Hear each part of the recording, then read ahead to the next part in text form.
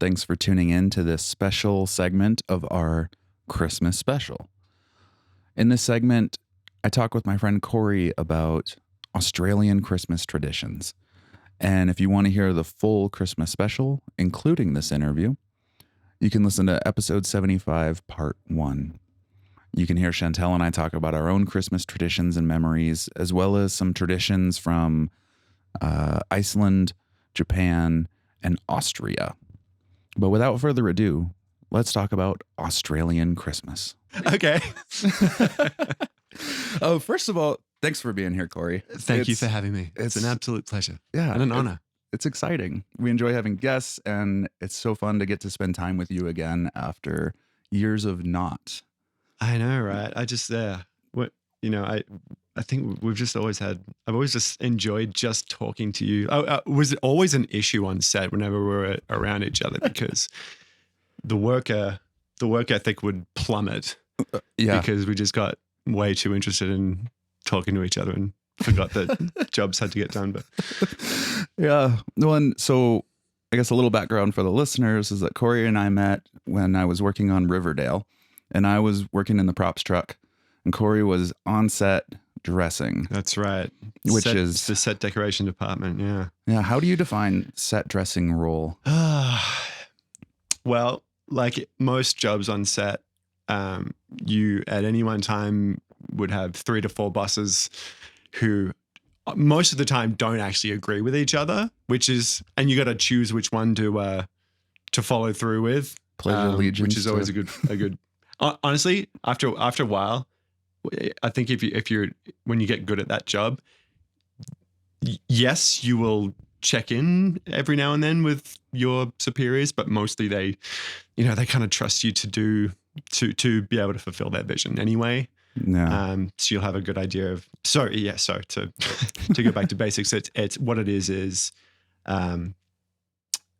literally everything that isn't a prop that you see in the frame, other than an actor, is set dressing. So, and apart from anything the construction department has built, any walls or doors or any of that kind of thing. But yeah, all the artwork, all the furniture, all the decor. That's all the set deck department. But my specific role was, so they would come in before and after the shooting crew,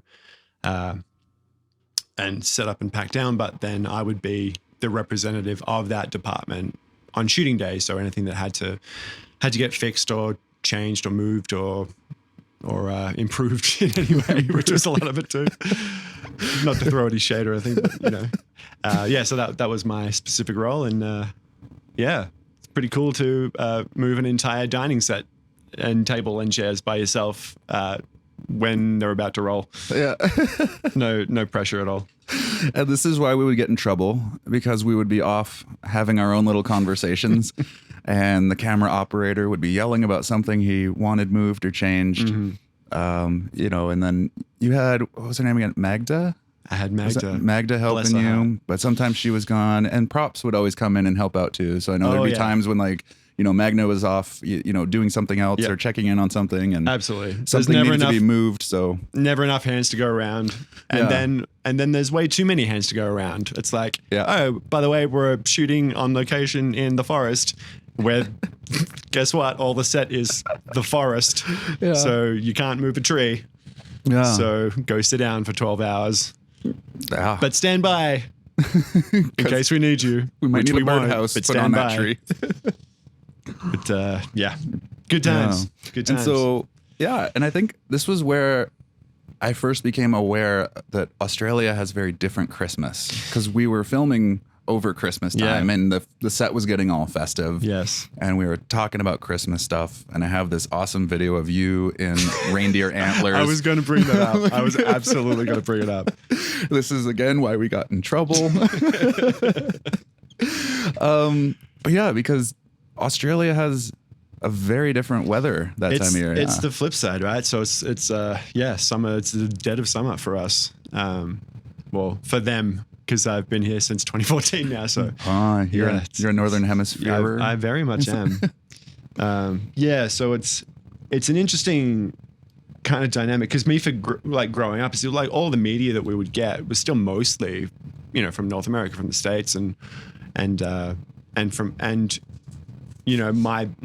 my background being, white Anglo-Australian, a lot of our traditions were based in, English traditions too, right? So my grandparents were very, very British in their leanings, and by extension, my mum especially too, had a real affinity for that type of life. So yeah, we had this interesting smash of, grandma is going to make a fruitcake pudding for dessert that, you pour a bit of rum on over and you turn the lights off and you set it on fire. Yeah. That was like the big, kind of set piece for the day, which is a very English thing to do. But also, like, in the middle of the day, it's 40 degrees outside and all you want to do is graze on salads and, cold meats, and drink very, very, very cold beer and watch cricket for the entire day. That's my tradition. Yeah, that's I can't speak for everyone in Australia, but that's definitely my experience. Yeah. Yeah. Well, I remember I think it was you who was telling me that a lot of people do like a big beach outing and like extravagant barbecue. Yeah, there's a lot of, if you're living lucky enough to live on the coast, I suppose, then that's a big thing for sure. Yeah, like a seafood spread is a thing, like a cold seafood thing. But like I said, I haven't even been there since 2014. So, all that stuff kind of felt a little bit like it was kind of changing, I felt like, those, even from when I was a kid to when I was an adult, there was kind of a general, lessening of the intensity of the ideas of what Christmas was supposed to be. You know what I mean? So I think maybe that was just my family, but it didn't feel like that. It felt kind of a bit more society wide. It's just a relaxing of, there's a kitten on my lap. That is excellent news. Of just a bit of a, almost like a backlash against the, that North American iconography and Northern Hemisphere iconography of what Christmas is, for the Santa guy in the very thick, clothing, which is obviously not a thing, but we still had those images, growing up.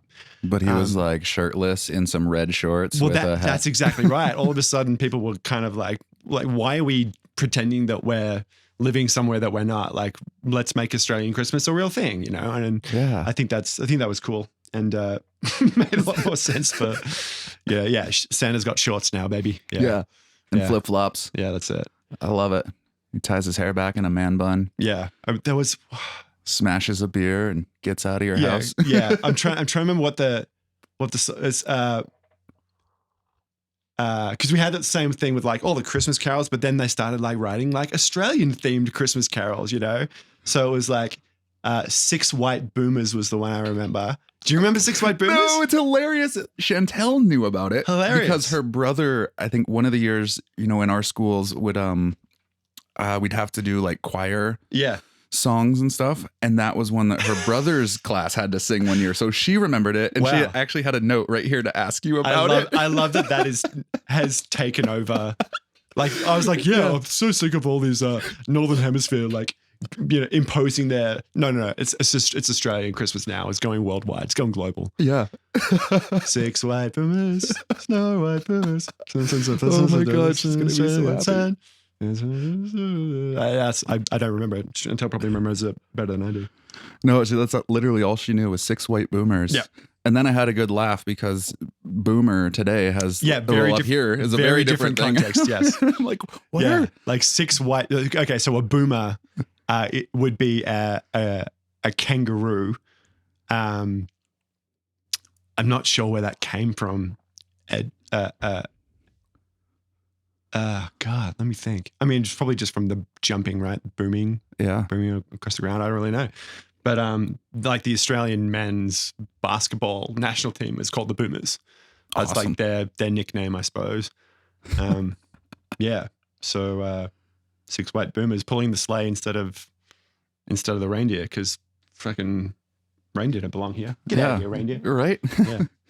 Well, and I was wondering, like, I had this thought when we were talking about Japan, where like turkey is a North American bird, and it's a thing that a lot of people have at Christmas. Yeah. Some people do ham. My family's a ham family because I'm like, well, growing up in the States, right? Our Thanksgiving is that last week of November. And so I'm like, 2 big turkey dinners back to back. No, like, let's change this up. Yeah. Yeah, totally. Yeah. We got to do something a little different. Spread it out. Yeah. 100%. Yeah, I was like, what, like, do you guys even have turkey down there for that? Or like, I guess your family being, big on the English tradition. Yeah. Would you? So we did.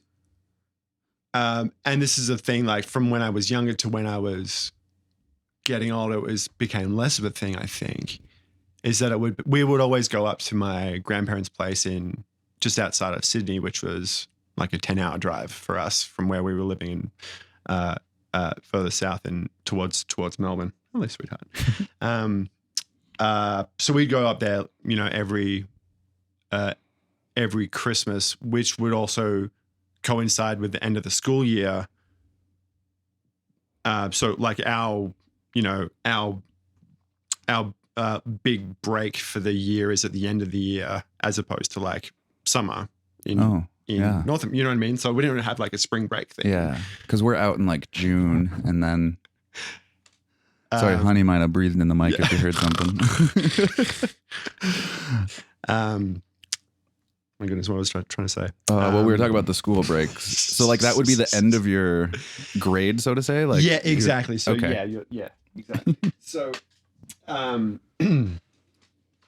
so we would, our big holiday for the year was driving up to Grandma and Pa's. So we'd be up there and we'd spend a few weeks at least with them. And then you do, New Year's as well. And but so our big meal on Christmas Day though was, I want to say ham mostly, but yeah, like, and it was just like mom and grandma just spending all day in like stinking hot kitchen. You know what I mean? Like with the oven going all day. Like what are we doing this for? I can't imagine. Yeah, totally. So it gradually went away from that. And I think it kind of became more of a lunch thing. And it was, just like, it's all there, graze, grab whatever. And my grandparents were like, they had this fairly small house, but it was just, they were very much, a focal point for their community. So they just have a bunch of people come around, like drop by. Oh, cool. It was a real tradition for them to have, it seemed like 50 people in their tiny little living room, which was really cool. So, that's, and then as they got older and their community sort of got smaller and smaller and all that kind of stuff. And we got older, like the kids got older and, could sort of start doing a few more things on our own. It was me and my cousin, Ben would be playing, across the road on the oval, just like playing cricket, just 2 people playing cricket, which is really hard to do, by the way. But we would do that. Yeah, it didn't matter what, it was like 47. I remember one year it was 47 degrees. Holy shit. Mum was like, what are you doing? Like, this is the only time a year I get to play cricket with Ben, so I got to go do that. Yeah. So it doesn't matter what the weather is. We're going to do it. We had a game of cricket that was years long. Like we never finished it. It was always like he'd bowl and I'd bat, then we'd swap. And we just kept track of our scores all the time and just kept going for years. It was never over. So there's never a winner or loser. Which is the way to do it, because he was a way better cricket player than I was. But he never won. That's those 2-man rules. Mm-hmm. They're different. Yeah. That's right. You're like, you might be good in a, league. Sorry, I don't know cricket terms, but like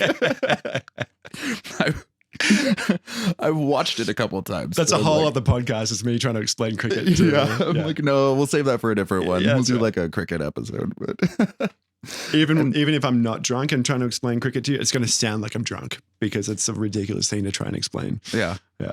Well, I don't know. I feel like if people can understand North American football, like, yeah, then you can understand most sports, because that one is unnecessarily complicated. It sure is.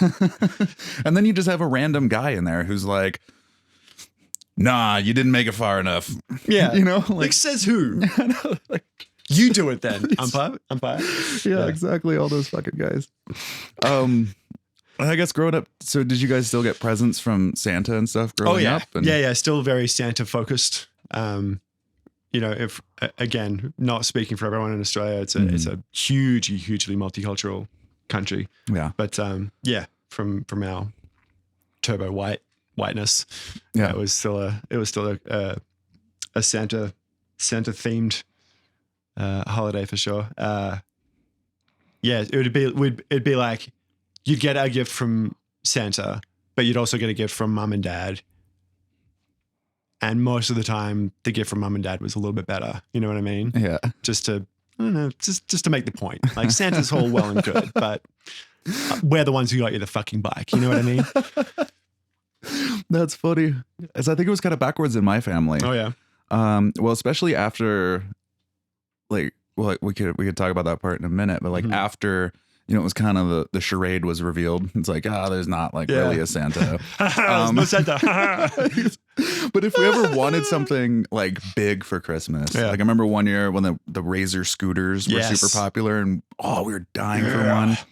I don't know if this was before, but it was like, well, you know, if you're good, Santa might bring you one. Like, totally. That was always like the big thing from air quote Santa in our house. How old were you when the big reveal happened? Yeah. Do you remember the moment? Yeah, there are a couple. I apologize for anyone. They might hear this again later, because Chantel and I talked about it too. There was two moments. One was when I asked for something ridiculous. It was like a fucking attack helicopter. So like literally, like I'm like, I want military equipment. Yeah, I need some mortar shells. And it didn't arrive. Yeah. So I'm like, okay. And then yeah, it was hilarious. Jake, and then I love you, buddy. There was a time, so my dad was in the army and in the reserves, and he got activated for some time when there was some conflict in the Middle East. And so he was living back in Virginia for a while, but we went to see him for Christmas time. Right. And he was staying in like a coworker's basement suite. Right. So it was like not a place for a family to be gathering for Christmas. So my brother and I are like sleeping out on the floor in the living room space. The tree is in like the other corner, and I kind of rouse in the middle of the night, and I see my parents like stuffing boxes of shit under the tree. Hang on a second. Yeah, and I'm like, all those fucking kids at school are right. Like, yeah, this is not real. Devastating. So it was kind of like a two-tiered thing. Right. Yeah, and I was like, what a scam. Nothing means anything anymore. Exactly. What about you? What was the time? I'm Jake the Nihilist now. I'm 8 and mate. It's all a lie. Yeah. I don't think I had like, and part of me kind of wishes that I did have a moment to point to, because I think can be kind of an interesting thing to be able to reflect on. But I think for me it happened slowly, and I think in my brain it flipped from them trying to protect me to me trying to protect my parents from thinking that you know what I mean? That the magic had gone. Yeah. I was like, I see what you mean. Yeah. Like, I think I'm now pretending to believe in this for them more than myself. You know what I mean?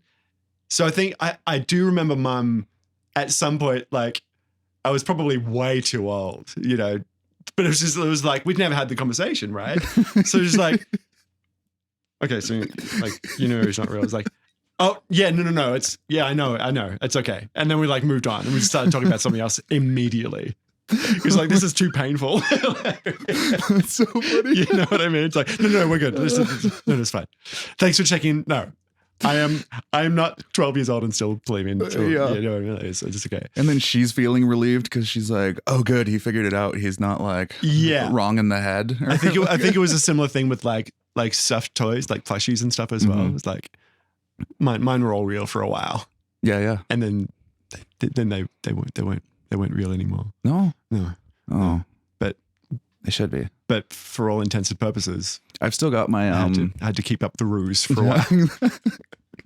Exactly. For who? I still on a recent visit to my parents, my mom pulled out my first little stuffed animal, this little rabbit named Hannah that a coworker of hers like sewed.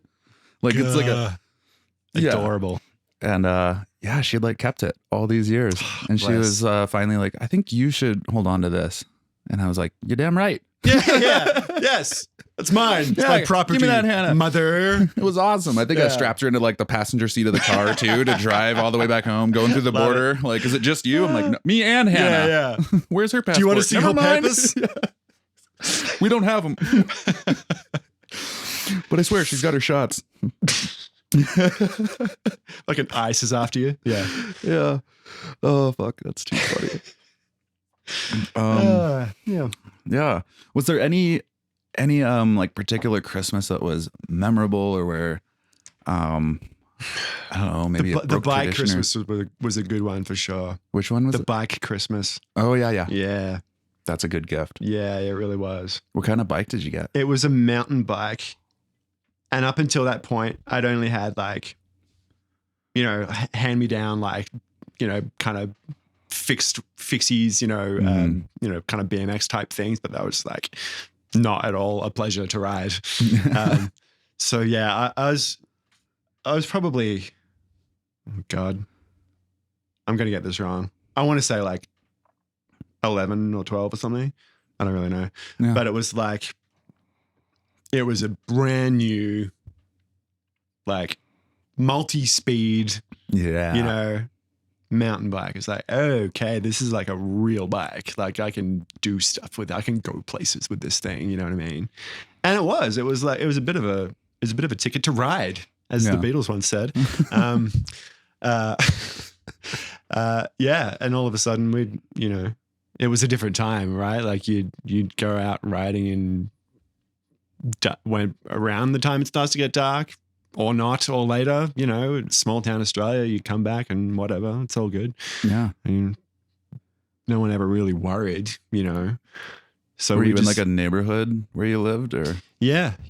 So we had like a little forested area at the end of our street, which is beautiful. And a river that went through it.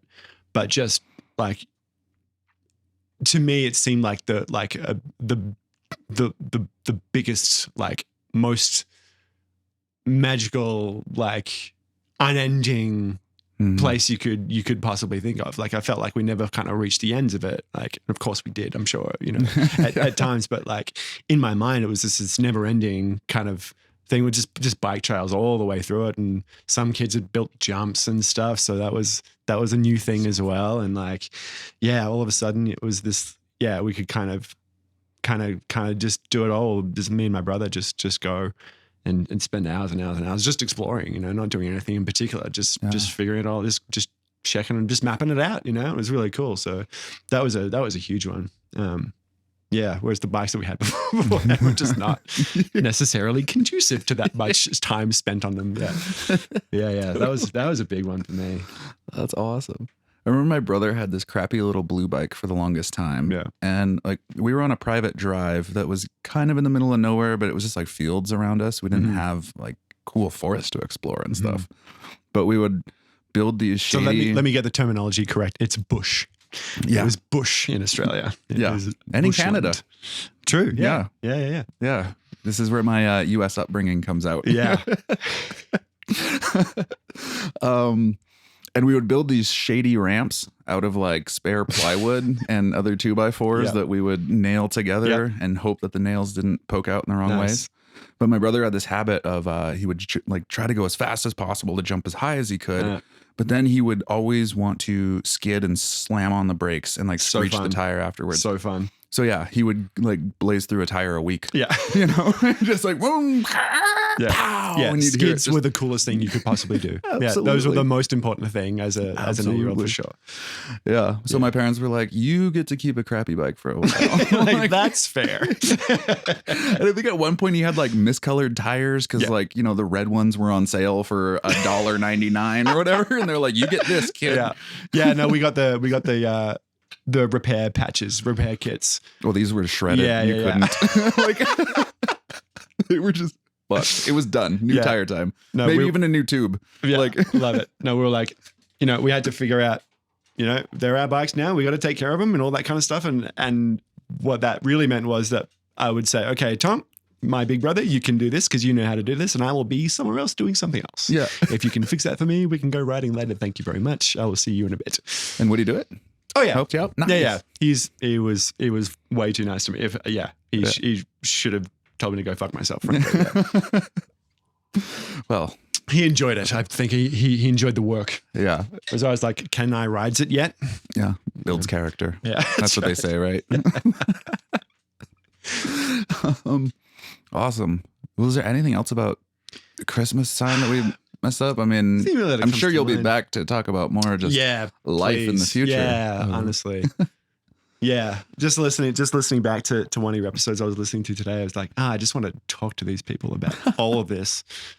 Yeah. Yeah. We'll come on anytime. Anytime would be great for me. Awesome. Well, thanks for filling us in on some Australian Christmas traditions. Yeah. I wish I had a better memory. Always, you know, a better spokesperson for what current modern day Australia is, because I don't really know what that is. Yeah. That's all good. Although, I had one question about that.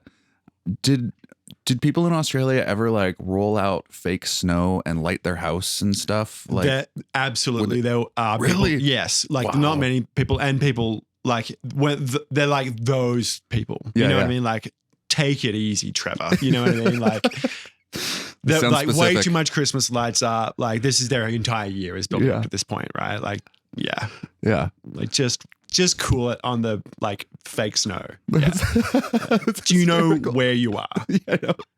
I was outside my apartment in Langley one time. One of the Hallmark movies was filming in July the like just after pandemic or something. This could be another podcast too. Just Hallmark movies. But I remember it was hilarious because it was the middle of summer and they're rolling out all the fake snow. You know, and the night those before, effects departments are unbelievably good. Oh, it was hilarious. Yeah, and then the next day I come outside and I'm like, when the fuck did it snow? Yeah. Yeah. I was just imagining in Australia, like you said, 40, 50 degrees out. Everyone's fake snow. Maybe I should say this for another podcast, but I do remember that there was like some poor background extra was like, you know, in this giant coat between takes or something. And we know we're shooting because it's got to be out by Christmas, right? So they're shooting it. And their turnaround time on those Hallmark movies is fast. So like they're shooting mid-year, you know, to make sure that it's that. So they're shooting in summertime. This poor guy just full on collapsed. Yeah. Like this is a Hallmark movie, bro. It's not worth it. Yeah, exactly. This is not your ticket. Take it off. Take the jacket off. Just get a puffy vest and survive. Yeah. That's brutal. All right, Corey. Well, we'll have you back to talk about life and movies. Please do. And other See things. that you do, sir. Yes. Awesome. Thank you for listening to this special segment of the Pair of Dinks podcast. If you want to hear the full Christmas special, please look for episode 75, part 1. And have a great day.